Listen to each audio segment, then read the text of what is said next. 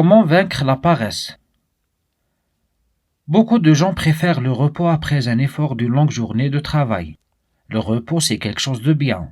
Mais si quelqu'un gâche une grande partie de sa vie dans la détente et dans le repos, cela n'est pas acceptable dans toutes les communautés.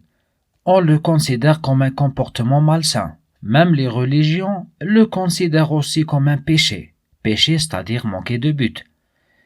Vivre dans l'inaction et le repos, la loisiveté, c'est la définition de la paresse.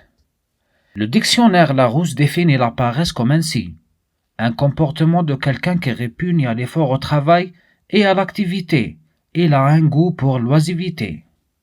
Je vais traiter dans cet article audio la définition de la paresse, sa problématique et quelles sont les caractéristiques des gens paresseux, afin de mettre en question notre façon dont nous gérons nos jours sur Terre. Puis, je vais donner des solutions utiles pour s'en sortir de cet état. Cet article est un résumé d'un livre intitulé « Délivrance du péché de paresse » de l'auteur Cameroun Zacharias Tani Fomim. Sais-tu, mon ami, si tu restes paresseux, tu prives les autres à bénéficier de tes talents? Sais-tu, si tu restes paresseux et que tu t'en profites du fruit du travail des autres, tu es indépendant? Pourquoi es-tu paresseux alors, malgré que Dieu t'a donné tous les talents nécessaires pour réussir? Pourquoi es-tu paresseux? Pourtant que tout l'univers est à votre disposition, et Dieu t'a servi d'une arme très puissante, l'arme de la prière, et que toutes tes prières sont exaucées. Juste frappe à la porte, on t'ouvre. Sachez, mes chers, que la paresse a épuisé le réservoir de la jeunesse de milliers de gens. Oui, elle a épuisé leur temps sur terre. Avant de donner des solutions utiles pour se délivrer de la paresse, je vais citer les caractéristiques des gens paresseux. Pour vérifier ces comportements chez vous, après, mes conseils seront de valeur pour vous. La première caractéristique: le paresseux ne prend pas la responsabilité de ses échecs. Par contre, il proteste contre les autres et proteste contre Dieu.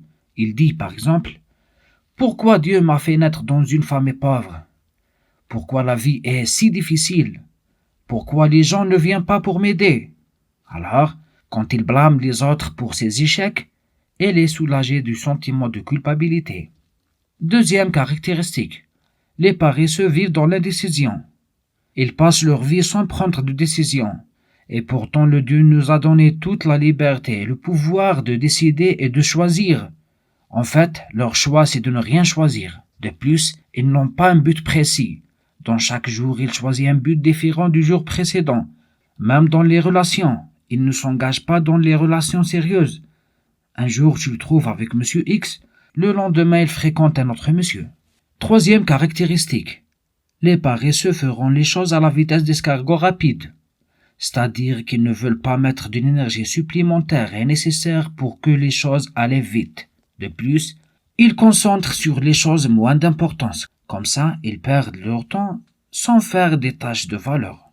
Comprenant de tout cela, ils ont un désir profond pour l'aisance, le plaisir, la détente. Aussi, ils ont un fort désir de fuir de ce qui est exigeant, défiant et qui demande de l'effort.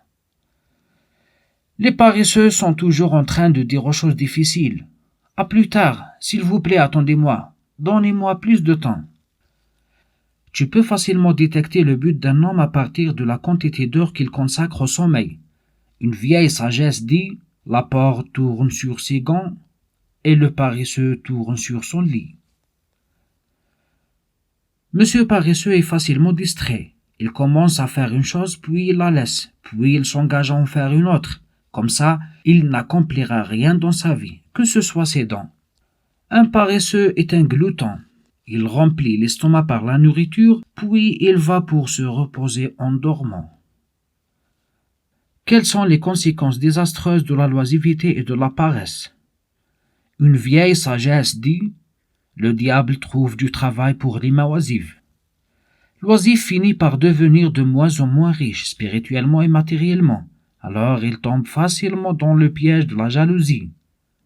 Il devient dangereux pour lui-même et pour les autres, parce qu'il peut commettre les péchés de mensonge, l'ivresse, la toxicomanie, la mendicité. Il peut même voler pour obtenir ce dont il a besoin. Dans les pires des cas, il arrive à divorcer sa femme car il ne peut pas subvenir aux besoins de sa famille. Un peu de sommeil, un peu de détente, croiser les bras en dormant, et la pauvreté te surprendra. Comment se délivrer de la paresse? D'abord, il faut se convaincre que la paresse est un comportement malsain. Puis, décide-toi de prendre ta vie en main. Corrige tes fautes. Si tu as eu de l'argent et tu n'as pas fait un bon travail contre cet argent, réfléchis bien la prochaine fois avant d'accepter de l'argent contre un service médiocre.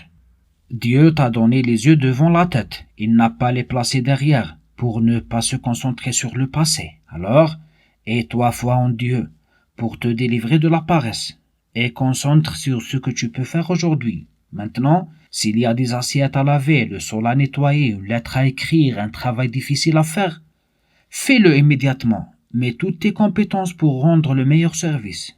Commence à racheter le temps. Ne permets pas en minutes de s'envoler sans que tu les investisses dans un travail utile. S'il n'y a rien de pratique à faire, retire-toi pour prier. Réduis tes heures de sommeil. Achète un réveil au besoin. Peut-être dormis-tu 8 heures par jour dans le passé? Réduis cela à 7 heures ce mois-ci et utilise 7 heures supplémentaires pour accomplir ce que tu considères comme la tâche la plus importante sur Terre. Pendant que ton corps s'adapte à 7 heures de sommeil, retranche encore 1 heure au cours du mois prochain. Une fois plus, investis 7 heures supplémentaires dans ta priorité. Continue de cette manière jusqu'à ce que tu aies réduit ton sommeil à 5 ou 4 heures et que ton temps de prière ou d'étude augmente dans les mêmes proportions que tes heures de sommeil en diminuant. Tu y trouveras des difficultés, mais ne rentre pas dans la vieille habitude. N'abandonne jamais. N'abandonne pas au premier ou au second essai. Dis-toi que je vais me bénéficier de nouvelles habitudes qui cadrent avec une vie de travail dur. Débarrasse-toi de l'ancienne amitié et relation, car les amis paresseux exercent certaines influences pour te garder au sein de leur communauté. Alors, cherchez à établir de nouvelles relations avec des gens laborieux. Quand tu décides de te délivrer de la paresse, et quand tu comprends que Dieu t'a créé pour faire quelque chose de bien pour toi-même et pour l'humanité entière, maintenant ne regarde pas en arrière, ne compte pas sur tes faiblesses, ne compte pas sur tes limitations, ne retiens rien en arrière. Mets toutes tes forces, mets tout ton temps, mets toutes tes pensées, toute ta volonté, tout ton argent, toute ta vie. Va en avant, travaille dur, sacrifie de sommeil, sacrifie de la causerie, sacrifie tout et allez en avant pour réaliser ta mission de vie. Cet article rédigé et lisé par Hamza Bengati.